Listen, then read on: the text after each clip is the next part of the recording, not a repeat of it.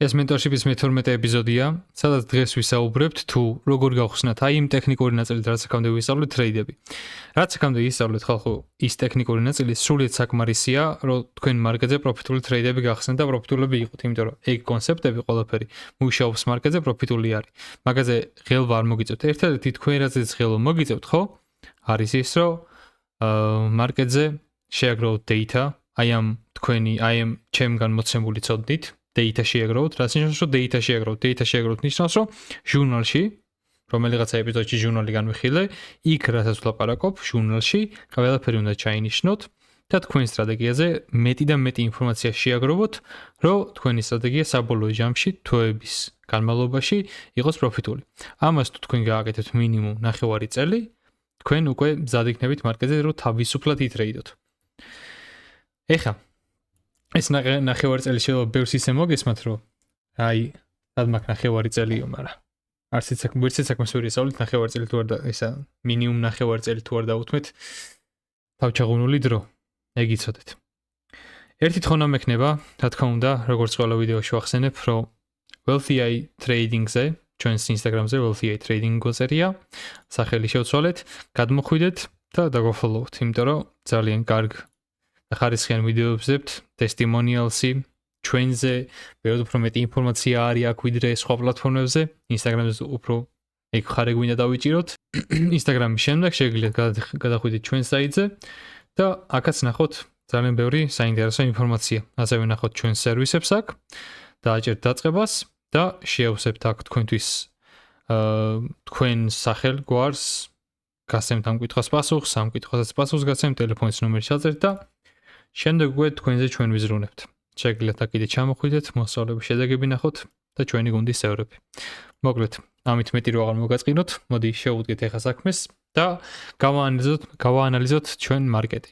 პირველ რიგში, რა შეცდომასაც დამწყებები უშობენ ხოლმე, როცა რაღაცას ისწავლიან, ხო, არის ის, რომ ერთ time frame-ზე, ერთ დროის ინტერვალზე ზიან და მაგ ერთ დროის ინტერვალზე ცდილობენ, რომ მარკეტზე ანალიზი გააკეთო. რაც არის არასწორი მიდგომა და რატო ახლა გეტყვით.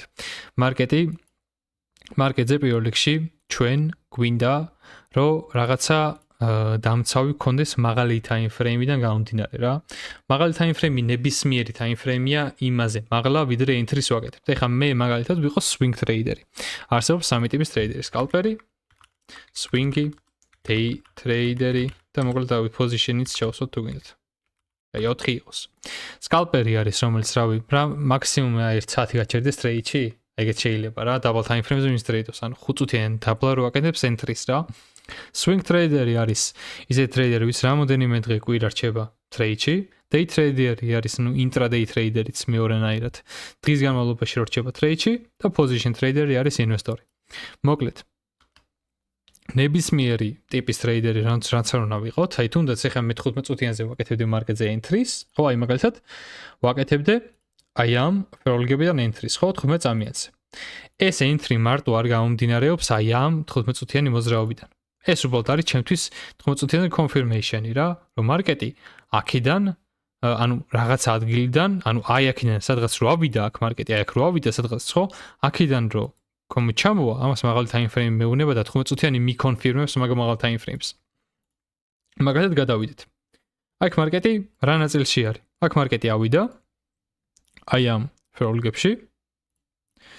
ამ ფეროლგებში ბოლომდე შეავსო და ამ ადგილიდან ქონდა მერე 15 წუთიაზე displacement-ი. შეხედეთ 15 წუთიაზე displacement-ი ქონდა, ძლიერი მოძრაობა, market structure shift-იც ქონდა, MSS-ი რაც თქვენ ისწავლეთ უკვე და დავტოვეთ აგერ აქ ფეროლგები. მარკეტს retracement-ი ქონდა აქ ამ 15 წუთიან ფეროლგებში და აი აქ უკვე მე შეგიძლიათ ეგრევე entry გააკეთოთ. რატო? ეგრევე რატო შეგვიძლია entry? იმიტომ რომ ჩვენ მაღალ time frame-ზე ანალიზი გვაკეთებული, რომ აი აქ სადღაც სადაც ავიდა, ხო? ეს ადგილი ვალიდური იყო, რომ აქედან რეაქცია ქონოდა ფასი. და ამ რეაქციის მქონე ფასი რო ქონდა ეს რეაქცია, ხო? შემდეგ ეს ფეროლგები, ხო? ვალიდური ხდება. კიდევ ესე შეიძლება კიდევ მაღალ time frame-ის გამოყენება, შეხედეთ 1 საათიანი, ხო, გვაქვს 1 საათიანზე გადავიდეთ, ანუ 4 საათიანზე. ჯერ შევხედოთ მარკეტზე სტრუქტურას. რა, ეხლა მარკეტის მიზანი რა არის? ანუ draw on liquidity რა არის? Draw on liquidity. მეორე წერება DOL, ანუ მარკეტის მიზანი რა არის? Liquidity-ს ვიღებ ძირითადად მიზნებს, რომელიც არის რა? ისაუბრეთ უკვე sell side liquidity. და აქ უყურებთ რას? ფასზე. აგერ 1 საათიანზე displacement-ი გვაქვს გაკეთებული აგერ ბიარის შროლიკები. რას ველოდებით? რომ ფასი ავიდეს ამ ბიარის შროლიკებში, ხო? გადავიდეთ მე double time frame-ზე, აი აქ რო ავიდა. შეხედეთ, აი აქ რო ავიდა. მე აქედანაც ფასს ჰქონდა displacement-ი, დავიტოვეთ 15 წუთიანი შროლიკები, აი აქედან უკვე შეგვიძლია თამამად შორტში შეხვიდეთ ეგრევე 15 წუთიანზეც. ხო? ეგრევე შორტში შეხვიდეთ და ისე იტრეიდოთ ამ ბლოუმდე. ძალიან კარგი რისკ რევარდია 1-3-თან, ხო? მაგრამ ასევე შეგვიძლია რა გავაკეთოთ? ვინც სკალპერი ხართ და უფრო double time frame-ზე გინდა ტრეიდი, აი აქ 1 საათიანი შროლიკებიდან 15 წუთიანი შროლიკები შეიქმნა, გადავიდეთ ახლა 1 წუთიანზე, აგერ ორ დებლოკიც არის, რა ვინც ხედავთ, აგერ არის ჩვენი ორ დებლოკი. შეგვიძლია აგერ უბიქიდანაც მოვნიშნოთ პირდაპირ ეს.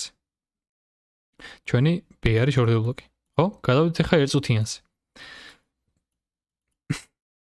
ეხლა უყურეთ, ბევრი რა შეცდომას უშვებს, ვინც დააკვირდებოდა მარტო 1 წუთიანს, აქ რა შეცდომას დაუშვებდა. აგერ ამ შროლიკებიდან გაშორტავდა, stop loss დააყენებდა აგერ high-ზე, take profit დააყენებდა ქვით აგერ ლონდონის low-ზე მაგალითად, ხო? ტრეიდს წააგებდა. რატო წააგებდა? იმიტომ რომ მან მიმართულება ვერ გაიგო? არა, მას არასორი აქვს ნარატივი. ანუ ეს 1 წუთიანი შროლიკები არაფერს არ ნიშნავს. თუ შენ მაღალ time frame-ზე არ გაქვს მარკეტზე ანალიზი გაკეთებული. ჩვენ მაღალ time frame PDRA, ანუ მაღალ ეს არის აი ეს gap-ი, ეხლა რაც აქ მონიშნული არის, ეს 15 წუთიანი gap-ი, რაც აღარ მომნიშნეთ, 15 წუთიანი FVG, ხო? ეს არის და მოდი ეს მოვნიშნოთ 1 საათიანი. 60 წუთიანი შროლიკები.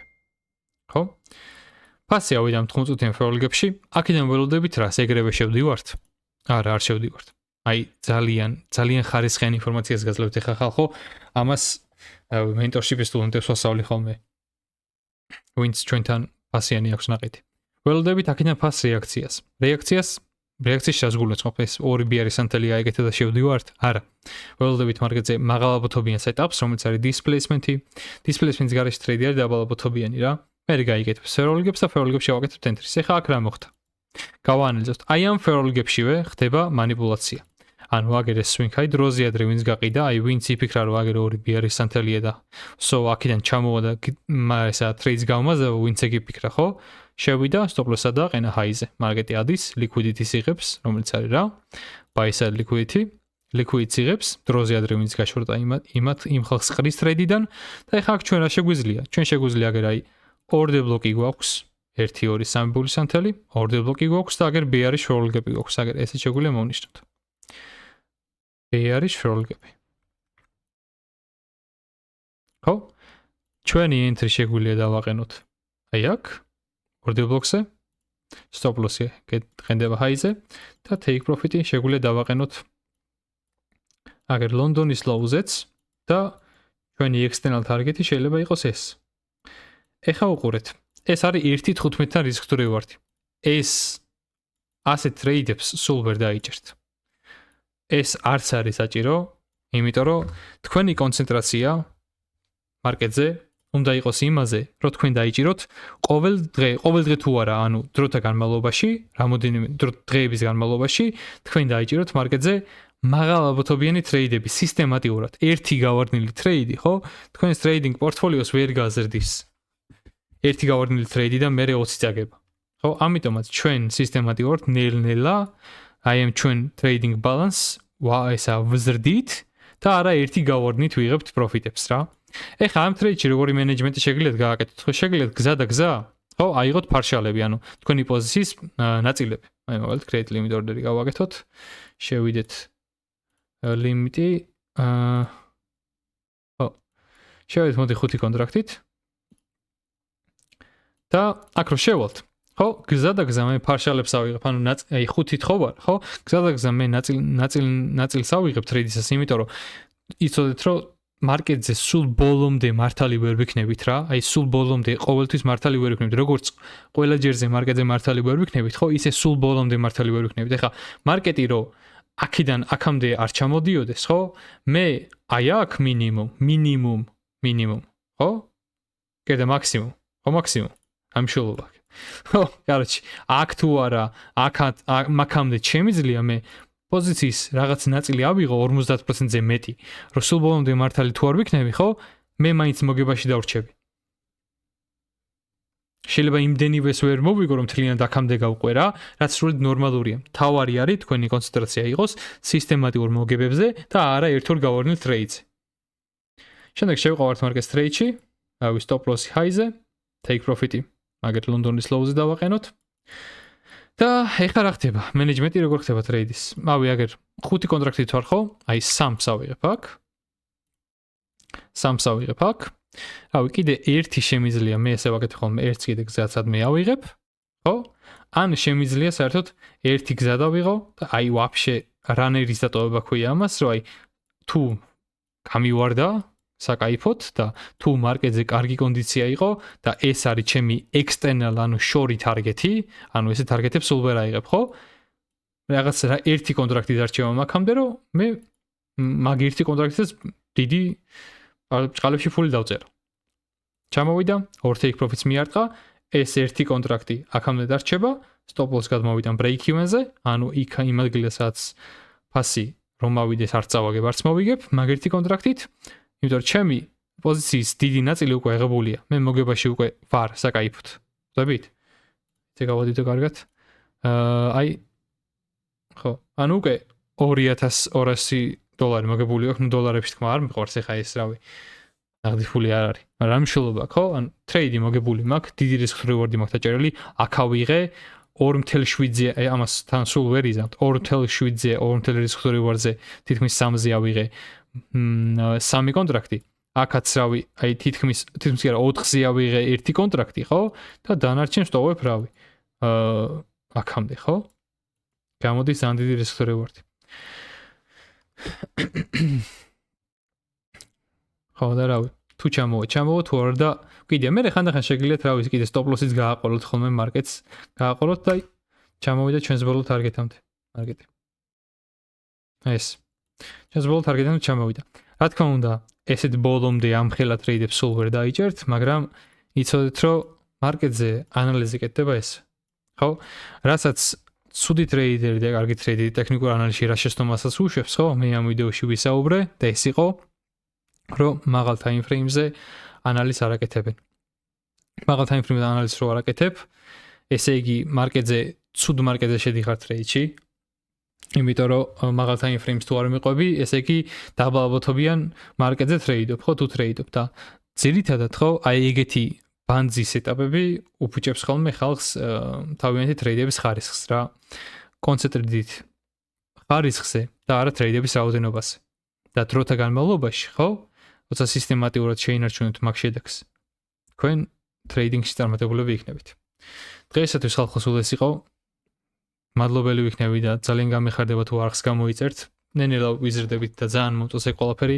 ჩემი მიზანი არის, რომ აი, რავი, ერთ წლამდე რა, ერთ წელი არ მინდა ეგეთი ძალიან დიდი შორი ის, მაგრამ ნახევარ წელში ან ცოტა მეტში 10,000-მდე ავიდე რა. ძალიან რთული იქნება, იმ ტრეიდინგია და თან ტრეიდინგი რო ქართული კომუნიტია, მაგრამ მაგ მიზანს თუ მივახცევთ, ხო?